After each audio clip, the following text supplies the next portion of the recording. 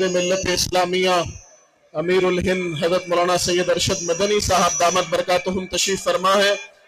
حضرت کے احترام کا تقاضا ہے کہ ہم خاموش بیٹھیں، اس جگہ کے اوپر بھی کوئی نہ آئے، اطمینان سے اپنی اپنی جگہوں کے اوپر بیٹھیں۔ ہمیں حضرت کو سننا ہے اور پورے اطمینان کے ساتھ سننا ہے۔ نعرہ تکبیر! نعرہ تکبیر! حضرت مولانا سید ارشد مدنی! حضرت مولانا سید ارشد مدنی! جمعیت علماء ہند! نعرہ تکبیر! اب بیٹھ جاؤ، سارا مجمع بیٹھ جائے، حضرت کی تقریر سنیں۔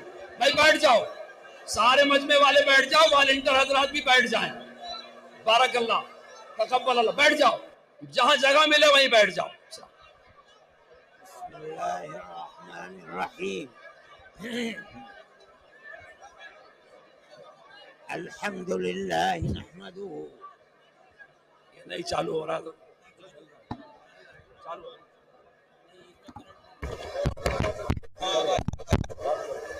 الحمدللہ نحمدہ ونستعینہ ونستغفرہ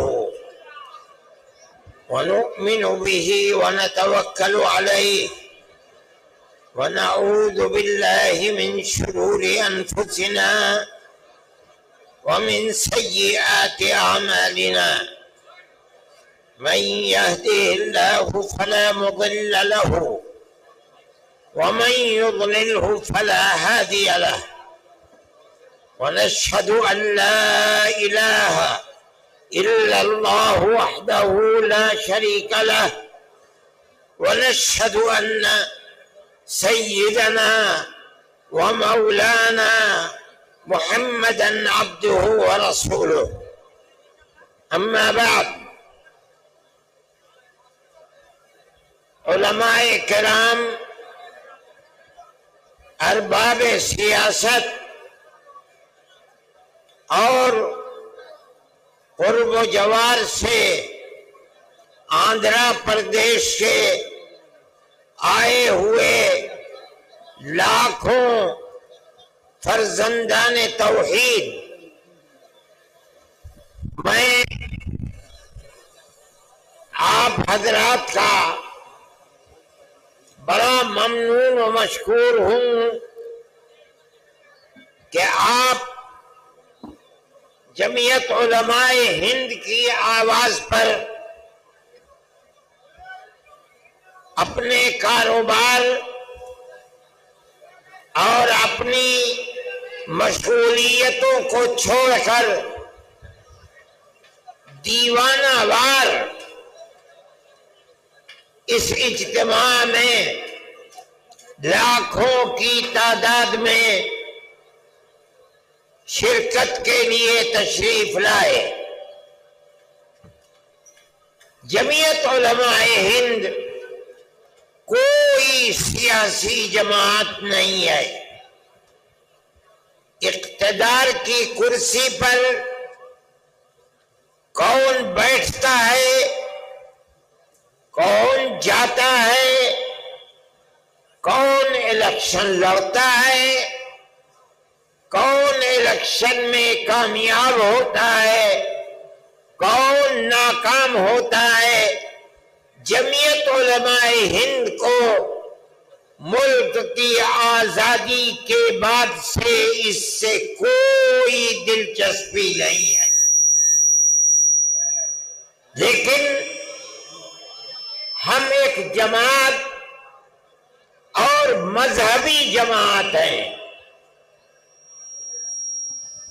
ہمیں ملک سے محبت ہے، ملک ہمارا ہے۔ ہمارے آباء و اجداد ہزاروں سال سے اس ملک میں رہتے چلے آئے ہیں۔ ہم ملک میں امن و امان، بھائی چارگی، محبت، ایک دوسرے کے ساتھ پیار و محبت کے ساتھ رہنے کو ترجیح دیتے ہیں، اور ہم یہ سمجھتے ہیں کہ جب تک ملک میں پیار و محبت رہے گا ملک چلے گا اور عزت و آبرو کے ساتھ چلے گا۔ اگر پیار و محبت کو آگ لگ گئی، ایک دوسرے کے دکھ اور سکھ میں شریک ہونا چھوٹ گیا، تو یہ ملک برباد ہو جائے گا، تہس نہس ہو جائے گا۔ ہم نے اسی لیے آپ کو دعوت دی تھی، اگرچہ حضرت مولانا خالد صاحب نے ملک کی آزادی کے سلسلے میں آپ کے سامنے حقائق کو رکھا ہے، آپ نے سنا ہے، لیکن یہ بات بھی بتائی کہ ہم نے دلی کے اجلاس میں یہ سمجھ کر کہ ملک کی حکومت جو یکساں سول کوڈ یعنی یونیفارم سول کوڈ کا نعرہ بلند کر رہی ہے، وہ گورنمنٹ اس وقت اپنے پیر کے اوپر کھڑی ہوئی نہیں ہے، بلکہ دو بیساکھیوں کے اوپر ہے۔ ایک بیساکھی بہار میں نتیش گورنمنٹ آئے اور دوسری بیساکھی آندھرا پردیش کے اندر چندرا بابو نائیڈو جی کی بیساکھی آئے۔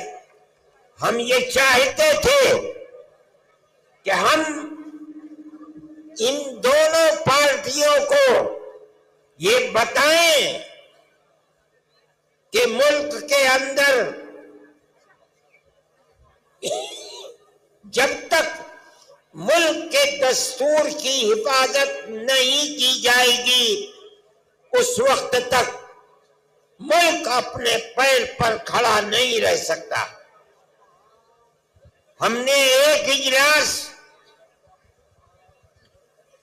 بہار میں کیا، یہی چیز بتانے کے لیے ہم نے دلی کے اجلاس میں یہ بات کہی تھی کہ ہم چندرا بابو نائیڈو جی کا جو وطن ہے ہم کڑپا کے اندر اجلاس کریں گے اور اس جلسے کے اندر 5 لاکھ آدمی جمع ہوں گے۔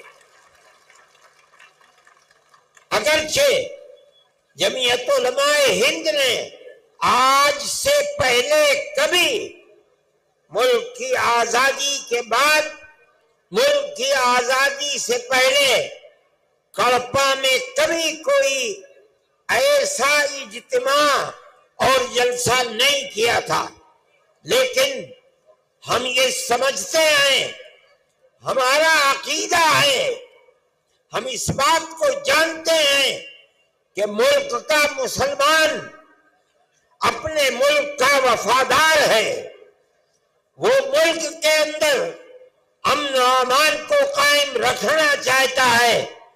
ہم نے 5 لاکھ آدمیوں کو دعوت دی اور آج اس جلسے میں 5 لاکھ سے زیادہ لوگ جمع ہیں۔ آنا جانا مشکل ہے، چلنا پھرنا مشکل ہے۔ مجھ کو شہر سے یہاں تک آنے میں 5 گھنٹہ لگ گیا، جبکہ کتنی گاڑیاں پولیس کی میرے ساتھ تھی، سارے راستے بند ہیں۔ میں یہاں آ گیا، میں خوش ہوں اس بات سے کہ آپ اتنی بڑی تعداد میں یہاں آئے، ہمارا جو جلسہ تھا، ہم نے جو بات 1 مہینے پہلے دلی میں کہی تھی وہ بات ہماری پوری ہو گئی۔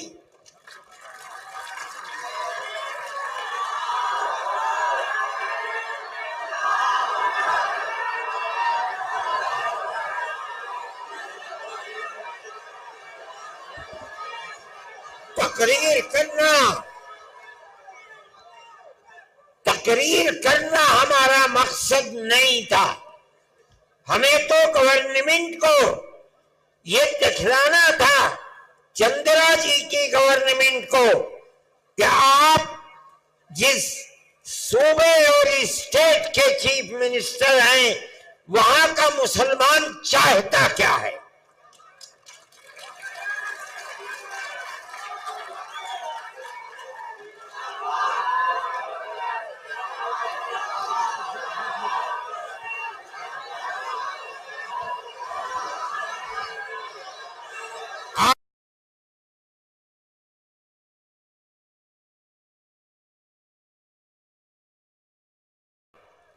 جمعیت علماء ہند کی آواز پر جمع ہو گئے، ہمارا مقصد پورا ہو گیا۔ ہم یہ سمجھتے ہیں کیا ہم یہ سمجھتے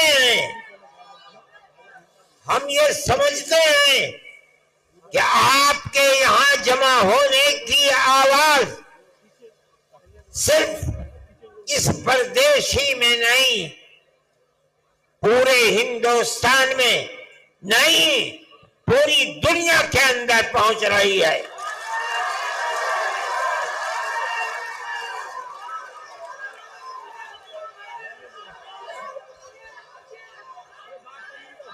ہم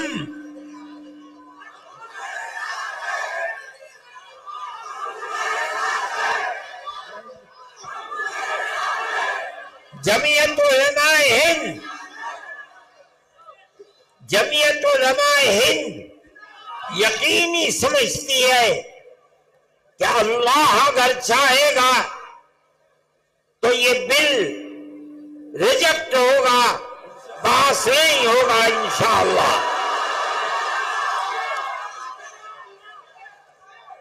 آپ کی گورنمنٹ جن بیساکھیوں کے اوپر بی جے پی گورنمنٹ ٹکی ہوئی ہے، آپ کی گورنمنٹ اس آواز کے بعد جو آج آپ آواز دے رہے ہیں، یقیناً اس بل کی مخالفت کرے گی۔ ہم اس ملک کے رہنے والے ہیں، ہمارے اس ملک کے اندر کیرلا سے لے کر کشمیر تک اور منی پور سے لے کر بمبئی تک اس ملک میں مسلمان 1300 سال سے رہتا ہے، 1300 سال سے کیرلا سے لے کر شمالی ہندوستان تک، مغربی ہندوستان سے لے کر مشرقی ہندوستان تک 1300-1400 سال سے ہمارے اوقاف ہیں، بڑی بڑی مسجدیں ہیں۔ دلی کی جامع مسجد سے بادشاہوں کی بنائی ہوئے بڑی بڑی مسجدیں ہیں۔ آج تک قانون یہ تھا کہ جو قبرستان ہے یا مسجد ہے یا خانقاہیں ہیں، اگرچہ ان کے کاغذات نہیں ہیں لیکن ان کی صورت یہ بتا رہی ہے کہ وہ مسجد ہے، اس کا مطلب ہے کہ وہ مسلمانوں کا وقف ہے۔ اس لیے جو پرانا دستور تھا وقف کا، اس میں یہ بات لکھی ہوئی ہے کہ جو مسجد ہے اس کو وقف مانا جائے گا۔ چنانچہ آج تک 1300 سال سے کاغذات میں اس کو وقف ہی بتایا جاتا ہے۔ یہ پرانا وقف ایکٹ تھا۔ ملک کی بدنصیبی ہے کہ آج جس ترمیمی بل کو لا کر ہمارے سر کے اوپر پہنایا جا رہا ہے وہ یہ کہتا ہے کہ اگر وقف کے کاغذات نہیں ہیں تو اس کو وقف نہیں مانا جائے گا۔ ہم 1300 سال پہلے کے کاغذات کہاں سے لے آئے؟ 600 سال، 700 سال، 800 سال، 500 سال کے کاغذات کہاں ملیں گے؟ لیکن ہمارا یہ عقیدہ ہے، ہم مسلمان ہیں، مسجد خدا کا گھر وہی معتبر ہوگا جو وقف زمین کے اوپر ہے۔ جو زمین اللہ کی زمین ہے، کوئی اس زمین کا مالک نہیں ہے۔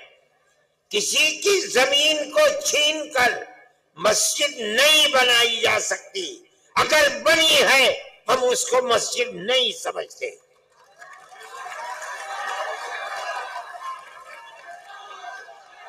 مسجد خدا کا گھر وہی ہے جو خدا کی زمین کے اوپر ہے۔ جو اللہ کی زمین پر نہیں ہے ہم اس کو مسجد نہیں مانتے۔ بابری مسجد کا مقدمہ 50 سال تک جمعیت علماء نے لڑا ہے۔ فیض آباد اجودھیا کی عدالت سے لے کر لکھنؤ تک، الہ آباد تک، اور الہ آباد سے سپریم کورٹ دلی تک کروڑوں روپیہ خرچ کیا تنہا جمعیت علماء ہند نے۔ ہم کہتے تھے کہ اکھاڑے والے یہ کہہ رہے ہیں کہ یہاں مندر تھا، بابر نے مندر کو توڑ کر مسجد بنائی ہے۔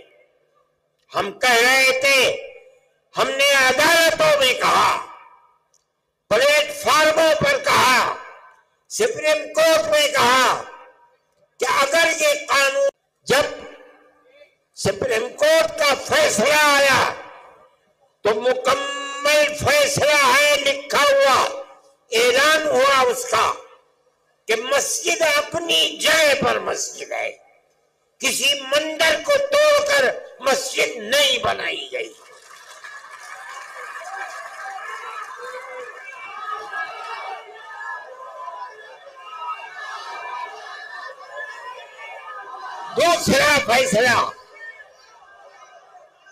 دوسرا فیصلہ یہ ہے سپریم کورٹ کا کہ جن لوگوں نے مسجد کو شہید کیا، مسجد کے اندر گھس کر بت رکھا ہے، وہ مجرم ہے۔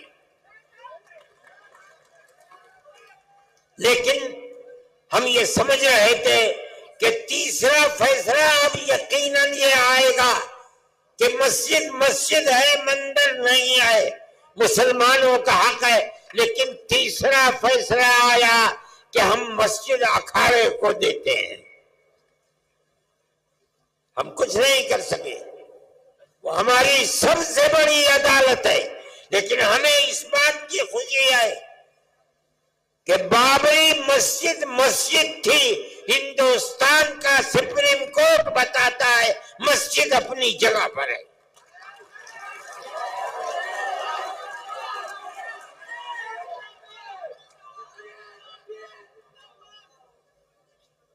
آج اس کو مندر بنا دیا، لیکن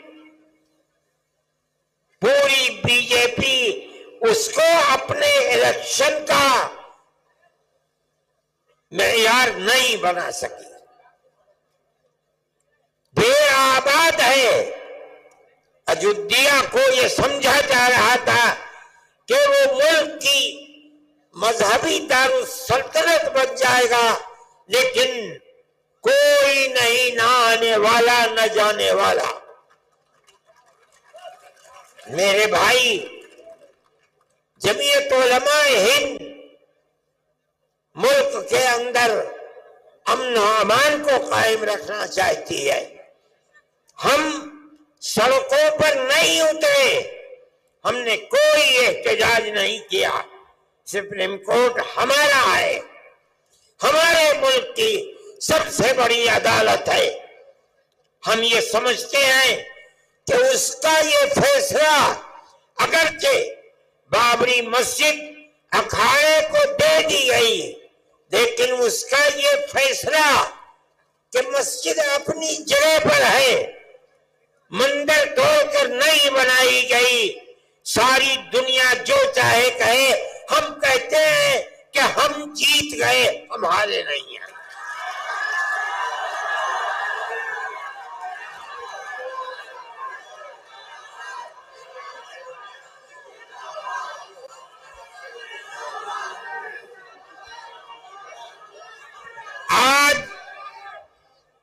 آج یہ مسئلہ وقف کا چلا دیا، ایک وقف کا قانون بنا ہوا ہے، ملک کی آزادی سے پہلے سے بنا ہوا ہے۔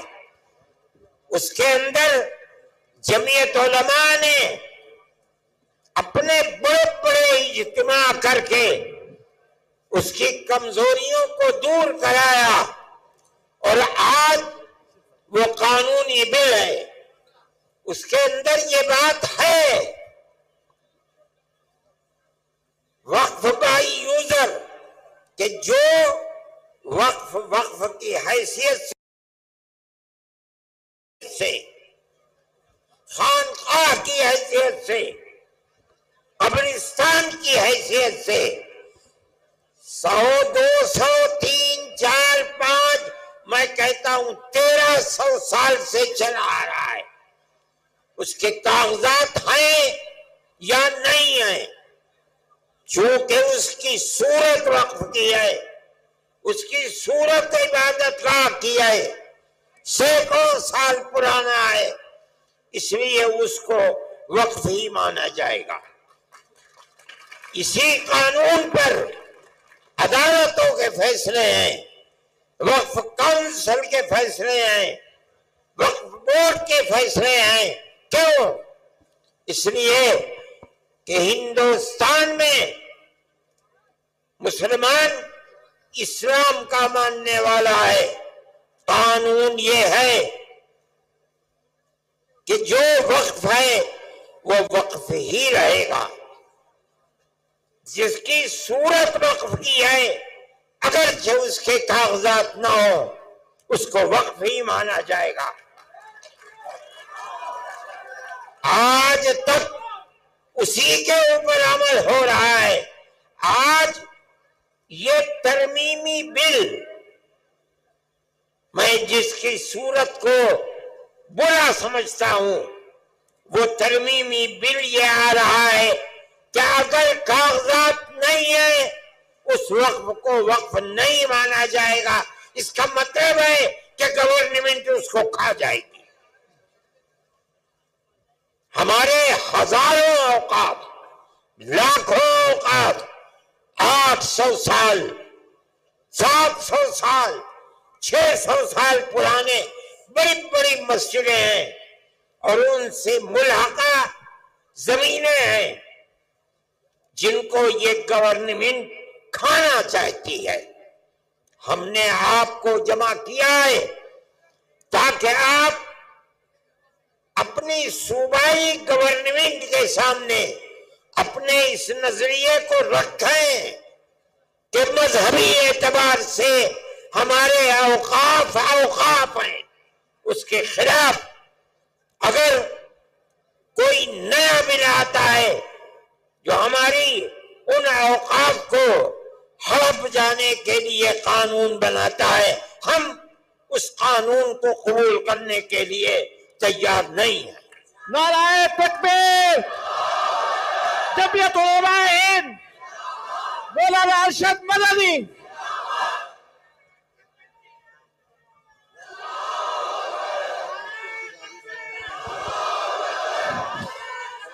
اب میں آپ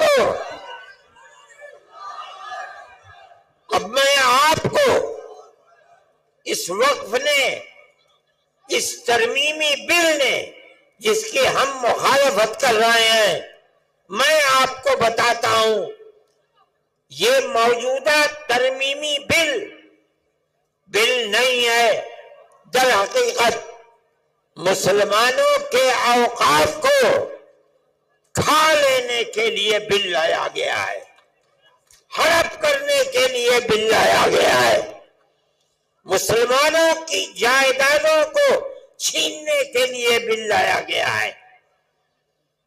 دیکھیے آج تک ہندوستان میں جہاں بھی وقف بورڈ ہے، اس وقف بورڈ کے جتنے ممبر ہوتے ہیں وہ ممبر گورنمنٹ کے بنائے ہوئے نہیں ہوتے، بلکہ ان ممبروں کا الیکشن ہوتا ہے، لیکن وہ سارے ممبر مسلمان ہوتے ہیں. کیوں؟ وقف مسلمانوں کا ہے. مسلمانوں کے اوقاف پر وقف بورڈ کے اندر کام ہوتا ہے، اس لیے 11 ممبر ہوتے ہیں عام طریقے پر. شرط ہے وہ 11 کے 11 الیکشن سے آتے ہیں اور سب کے سب مسلمان ہوتے ہیں. اب آپ دیکھیے اس بل کی نمبر 11 کا اے، پیج نمبر صفحہ نمبر 6، وہ یہ کہتے ہیں کہ بورڈ کے 11 ممبر جو گورنمنٹ جن کا انتخاب کرتی ہے، انتخاب نہیں ہوگا بلکہ گورنمنٹ ان 11 کو خود منتخب کر کے بغیر الیکشن کے لا کر رکھے گی. صرف 4 ممبر مسلمان ہوں گے اور 7 ممبر غیر مسلم ہوں گے. وقف ہمارا ہے، ہمارے باپ دادا کا ہے، ہماری زمینیں ہیں. وہ جو 7 ممبر زیادہ ہیں اور وہ مسلمان نہیں ہیں، وہ کیا جانے کہ وقف کی حفاظت کس طرح ہوگی. اس کا مطلب ہے کہ گورنمنٹ صوبائی گورنمنٹ ہے، اس کو کھانا چاہتی ہیں. ہمارے وقف ہیں، ہمارے باپ دادا کے وقف ہیں جن کی تعداد 11 ہے، اس 11 میں سے صرف 4 مسلمان ہوں گے، باقی سب کرسچن، ہندو اور کون ہوتے ہیں. مگر سوال یہ ہے کہ ہمارا وقف کس طرح محفوظ رہ سکے گا. ہم نے چیئرمین کے سامنے یہ بات کہی، پورا بورڈ تھا 32-33 پارلیمنٹ کے ممبروں کا، ہم نے ان کے سامنے کہا کہ آج تک شرط ہے کہ سارے ممبر مسلمان ہوں گے، اس لیے کہ وقف مسلمانوں کا ہے، غیر مسلم کیسے آئیں گے.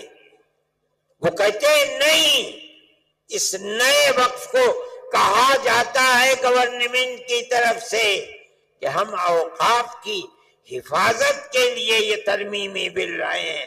ہم کہتے ہیں کہ تم اوقاف کی جڑ کھودنے کے لیے لا رہے ہو. ہم اسی لیے کہتے ہیں کہ مسلمان اس ترمیمی بل کی تائید نہیں کر سکتا.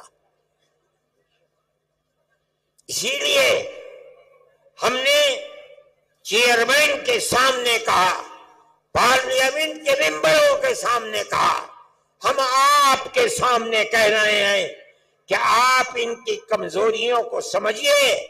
یہ کہہ رہے ہیں کہ ہم مسلمانوں کے اوقاف کی حفاظت کے لیے ترمیمی بل لائے ہیں. ہم کہتے ہیں جھوٹ بول رہے ہو، تم اوقاف کو مسلمانوں کی آگ لگانے کے لیے یہ بل لائے ہو. दूसरी बात,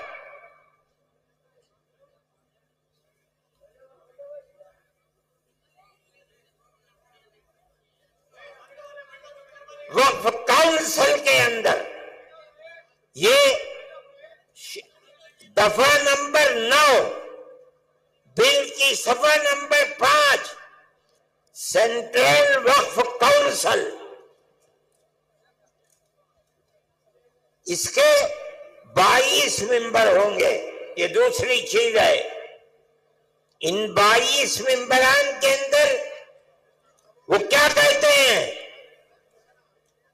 नंबर 1 9B कहते हैं 3 मेंबराने पार्लियामेंट होंगे। उनका मजहब क्या होगा? कुछ नहीं है। फिर फरमाते हैं 2 जज होंगे, मजहब की कोई कैद नहीं, 3 और 2 5।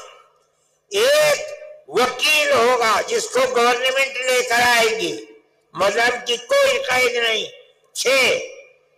4 वक्फ के माहिर होंगे, मजहब की कोई कैद नहीं, 6 और 4 10। मरकजी हुकूमत का एक मुलाजिम होगा, मजहब की कोई कैद नहीं है, 11। और एक इंचार्ज उसका यूनियन मिनिस्टर होगा, 12, कोई कैद नहीं। और फिर लिखते हैं 9C के अंदर 10 मुसलमान होंगे। आप क्या समझे? मुसलमानों का वक्फ बिल है जिसको ला रहे हैं, लेकिन इसके अंदर 10 मुसलमान और 12 गैर मुस्लिम हैं। मुसलमानों की तादाद कम क्यों है? अगर वोटिंग होगी, अक्सरियत किधर जाएगी? वक्फ हमारा है, हमारे बाप दादा का है। जिस तरह मुल्क की आजादी के बाद से आज तक वक्फ काउंसिल के अंदर, वक्फ बोर्ड के अंदर सब के सब एक यूनियन मिनिस्टर के अलावा सारे मुसलमान होते थे। गवर्नमेंट की तरफ से उनको दाखिल नहीं किया जाता था, उनका इलेक्शन होता था। आपको वो कानून क्यों खिलाफ लगता है? हमारे बाप दादा का वक्फ है, मुसलमान उसके इंचार्ज होंगे, मुसलमान उनके अपने औकात के रखवाले बनेंगे। हम इसीलिए इसकी मुखालफत करते हैं। और आगे चलिए, फरमाते हैं वक्फ के बारे में मैं मुख्तसर करके बताता हूं। वक्फ के होने या न होने का फैसला वक्फ बोर्ड किया करता है। ये पुराने वक्फ बोर्ड के दस्तूर की 40वीं दफा है कि कोई जमीन है, इमारत है, उसको लाया गया कि ये वक्फ की इमारत है, इसका फैसला कौन करेगा? वक्फ बोर्ड करेगा। ये जो मौजूदा तरमीम है, इसका दफा नंबर 20 सफा नंबर 9 ये कहता है कि हम दफा 40 को खत्म करते हैं। क्या मतलब? बोर्ड को ये इख्तियार नहीं है कि वो किसी चीज के वक्फ होने का फैसला करे। ये फैसला हमारा होगा, गवर्नमेंट फैसला करेगी या कलेक्टर फैसला करेगा, वक्फ बोर्ड फैसला नहीं करेगा। वक्फ बोर्ड के नाक कान हाथ पैर काट दिए गए। आगे कहते हैं 3 दफात हैं دفعہ 107 آج کے وقف کے اندر یہ دفعہ ہے 107. کیا ہے؟ اگر کسی آپ کے شہر کی عمارت میں کوئی آدمی 50 سال سے قبضہ کیے ہوئے ہے، اتنے لمبے قبضے کے بعد مالک اگر چھڑانا چاہتا ہے تو چھڑا نہیں سکتا. ہے 1963 کا. لیکن جو پرانا وقف بورڈ تھا اس کے اندر یہ بات تھی کہ اگر یہ جائیداد وقف جائیداد ہے تو وقف بورڈ اس کو چھوڑا سکتا ہے. میری اور آپ کی اگر اپنی جائیداد ہے اور آدمی 50 سال سے 60 سال سے اس میں رہ رہا ہے، ہم اس کو نہیں چھوڑا سکتے. لیکن اگر وہ جائیداد وقف جائیداد ہے اور اس جائیداد پر کسی نے قبضہ 50 سال سے 60 سال سے کر رکھا ہے، وقف بورڈ کو یہ اختیار حاصل ہے، کورٹ میں جائے اس کو چھوڑنا پڑے گا. کیوں؟ یہ وقف جائیداد ہے. آج یہ قانون کہتا ہے کہ ہم اس نئے قانون کے اندر دفعہ 107 کو ختم کرتے ہیں اور کہا جا رہا ہے کہ ہم یہ لا رہے ہیں اوقاف کی حفاظت کے لیے. ایسا جھوٹ بولا جا رہا ہے. یعنی اگر وقف مقبرے کے اوپر، مان لیجئے مسجد کے اوپر، پنجاب میں مسجدوں کے اندر لوگ رہتے ہیں، مسلمان چلے گئے، اس قانون کے اعتبار سے اگر وقف بورڈ جائے اور جا کر یہ کہے کہ اس مسجد کو خالی کرو، پرانا وقف قانون کہتا ہے خالی کرنا پڑے گا. لیکن یہ کہتا ہے کوئی ضرورت نہیں ہے، اس نے ہمارے وقف کو کھا لیا. اور آگے چلیے، دفعہ 108 میں کوئی پاکستان چلا گیا، اس کی جائیداد فوراً کسٹوڈین نے اپنے قبضے میں کر لی. آپ لوگ بھی جانتے ہوں گے، جو لوگ گئے ہیں ان کی جائیدادیں کسٹوڈین میں چلی گئی. لیکن اگر وہ وقف کر کے گیا ہے تو وہ وقف کسٹوڈین میں نہیں جائے گا. قانون آج تک یہی ہے. اب آپ سنیے، یہ ترمیمی بل کہتا ہے کہ ہم دفعہ 108 کی پرانی وقف بورڈ کو ختم کر دیں گے. کیا مطلب ہے؟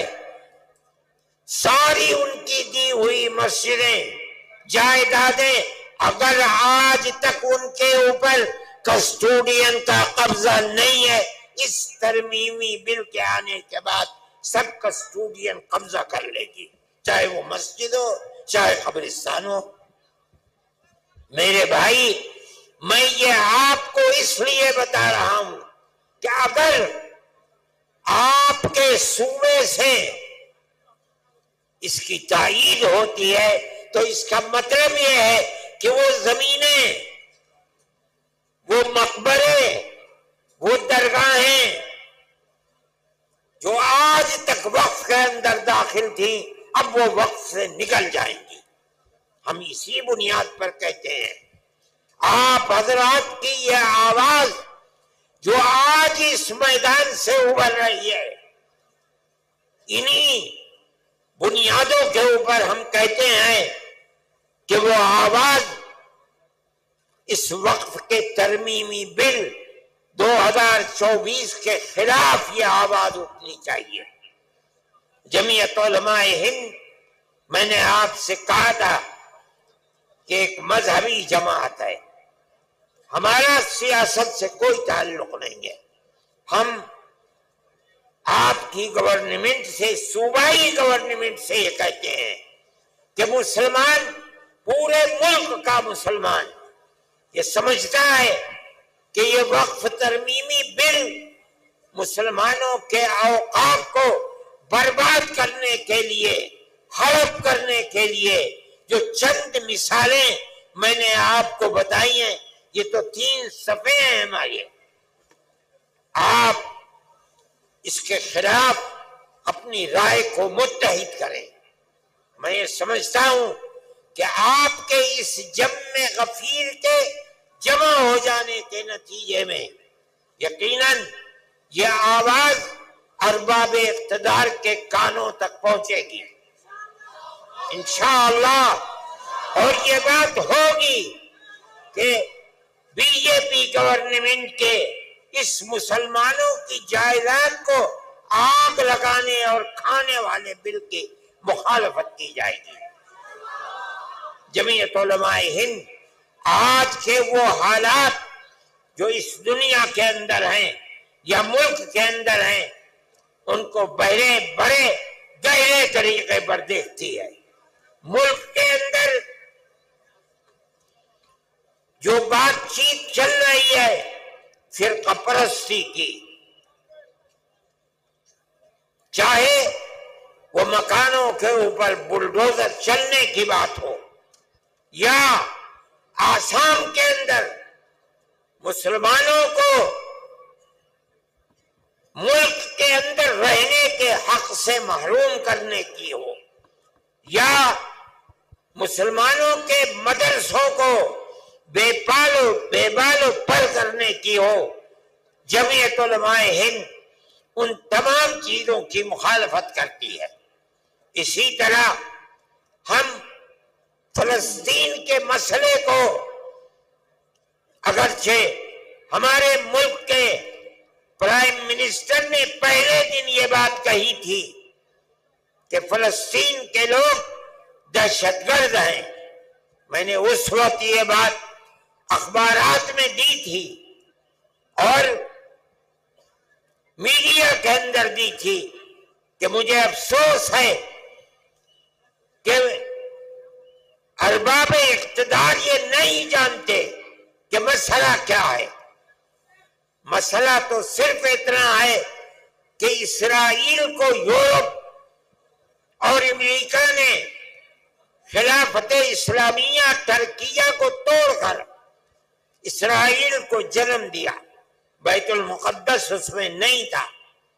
اس کے بعد امریکہ یورپ نے مل کر اسرائیل میں اپنی فوجیں بھیج کر فلسطین کے اوپر قبضہ کیا، بیت المقدس پر قبضہ کیا، ہزاروں آدمی مارے گئے. بیت المقدس پر قبضہ کیا، فلسطین کو اپنا غلام بنا لیا. اس کے بعد پھر شام کے اوپر حملہ کیا اور گولان کی پہاڑیوں پر قبضہ کر کے یہودیوں کی بستیاں بسا دی. اگر یہ کہتے ہو کہ فلسطینی دہشت گرد ہیں، آزادی کی لڑائی نہیں ہے، تو ماننا پڑے گا کہ جواہر لال نہرو جنہوں نے یہاں آزادی کی لڑائی لڑی ہے وہ بھی دہشت گرد تھے. ماننا پڑے گا گاندھی جی دہشت گرد تھے، ابوالکلام آزاد دہشت گرد تھے.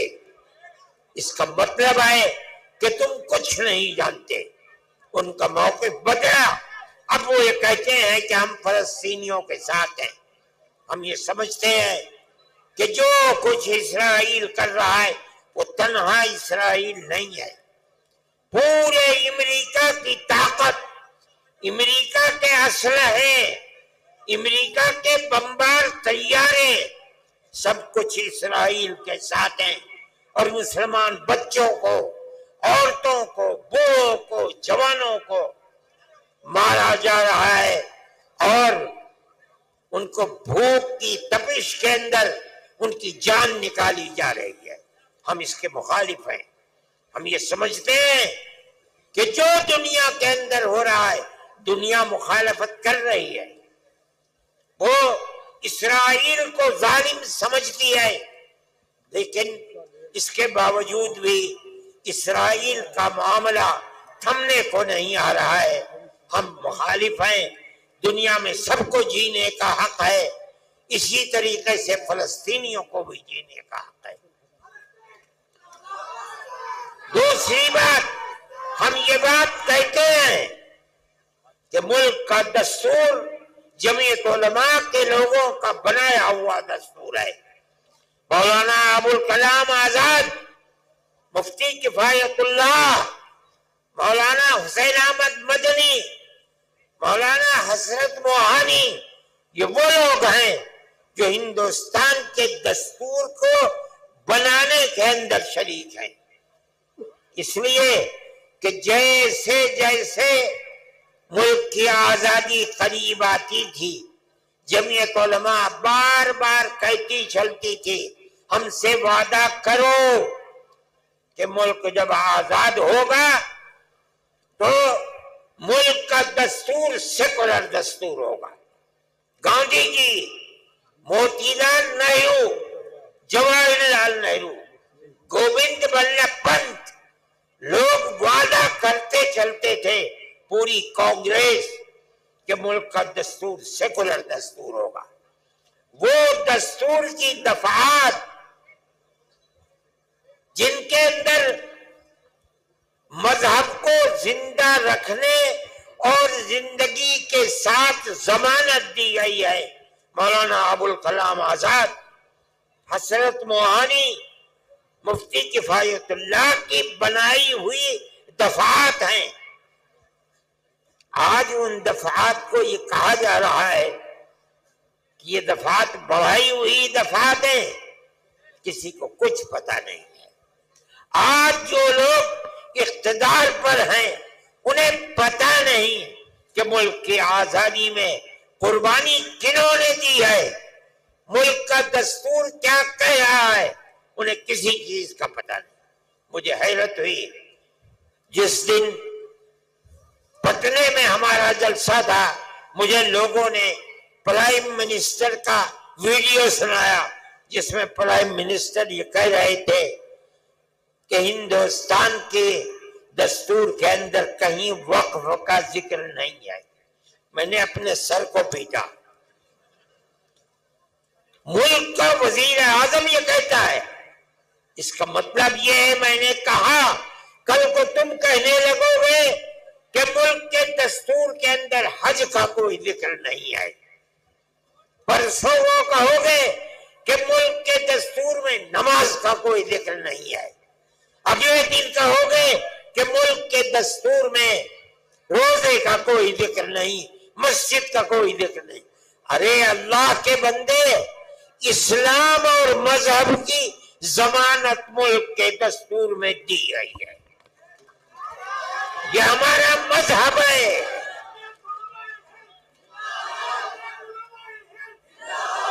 मगर मैं क्या कहूं, मेरी समझ में नहीं आता कि आज जो लोग इख्तिदार की कुर्सी पर बैठे हैं उन्हें मजहब ही का नाम नहीं आता, न वो कुछ जानते हैं। हमें हमारे मजहब की जमानत दी गई है, हम इस मुल्क में जिंदा हैं, यहीं मरेंगे, यहीं पैदा हुए हैं। और मौलाना अरशद मदनी, हिंदुस्तान, नारे तकबीर, आईने हिंद, अपने मजहब के साथ जिंदा रहेंगे। हमारा ईमान है, हमारा मजहब मरने वाला मजहब नहीं है। जिन्होंने हमारे मजहब को मारने के लिए अपने तीरों तुफंग चलाए हैं, वो खुद मिट गए मजहब इस्लाम से।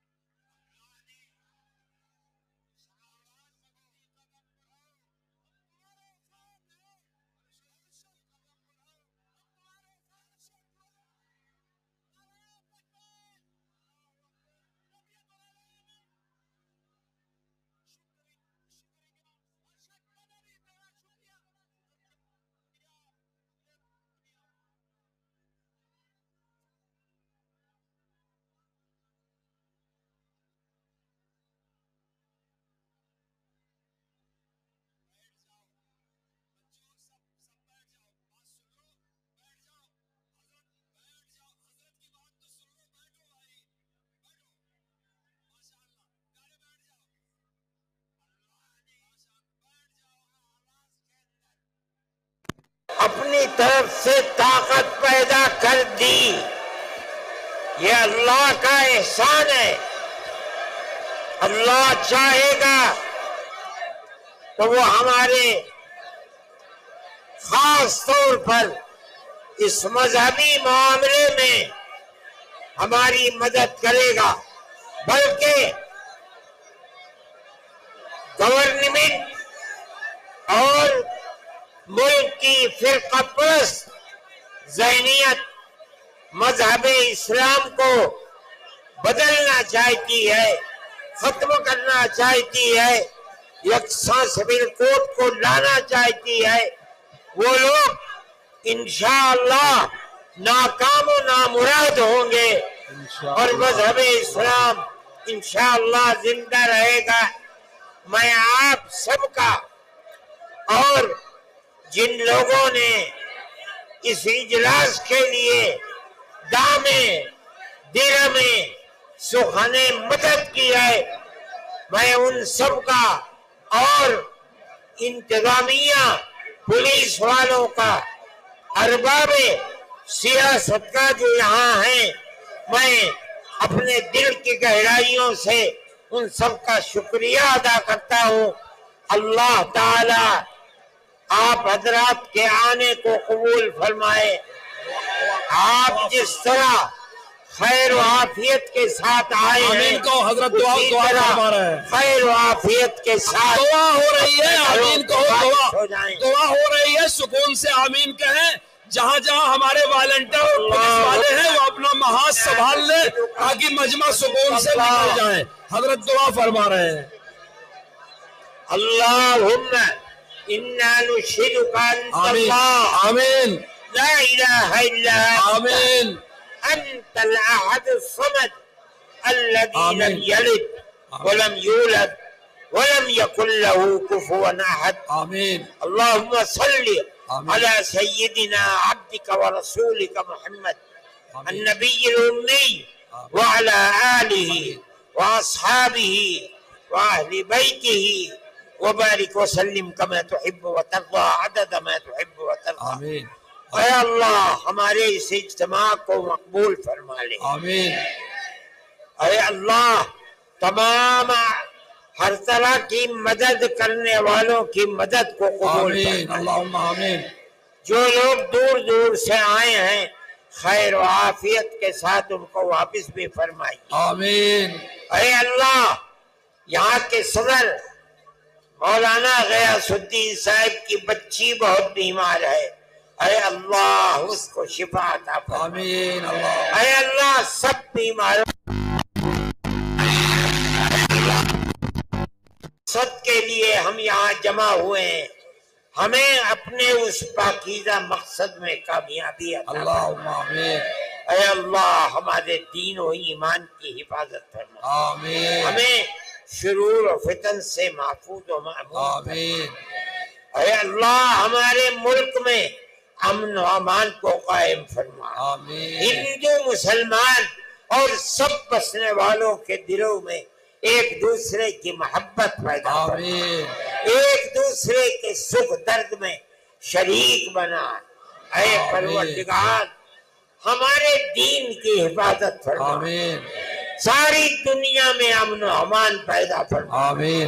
مسلمانوں کی حفاظت فرما. آمین. جو طاقتیں چراغ کو اسلام کے بجھانا چاہتی ہیں اے اللہ انہیں خائب و خاسر فرما. آمین. اللہم اسلام کو عزت عطا فرما. آمین. شرور و فتن سے مسلمانوں کو محفوظ فرما. آمین. جنہوں نے پیسہ دے کر کے اور کام کر کے اس اجتماع میں کام کیا ہے اے اللہ قبولیت سے نواز آمین. اور شرور و فتن سے محفوظ و محفوظ آمین. فرما.